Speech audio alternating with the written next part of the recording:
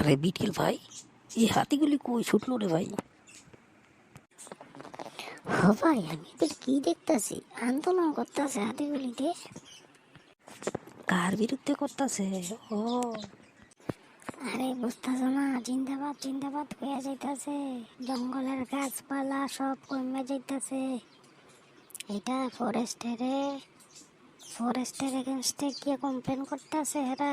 আমাদের দাবি মানতে হবে, গাছপালা লাগান, আমাদের প্রাণ বাঁচান, আপনারাও জীবন পান। দেখতেছ না এগুলো কইতাছে?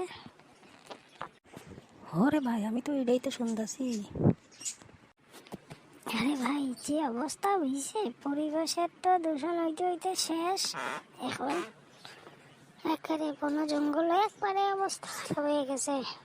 এর লিগে সরকারের সাবধান হওয়া দরকার, কিন্তু ঠিকই করতেছে। এরা কমপ্লেন করো কি ফরেস্টে, নাইলে দিব করে ভাঙ্গা সাঙ্গা।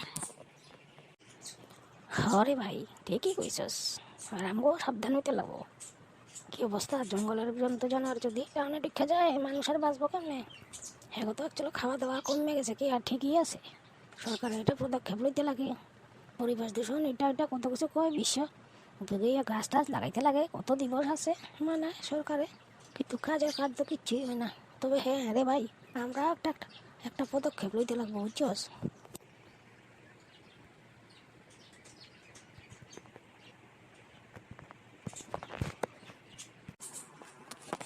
দর্শক শ্রোতারা, আপনাদের ভিডিওটা কেমন লাগলো অবশ্যই জানাবেন কমেন্ট এবং লাইক সাবস্ক্রাইব করে।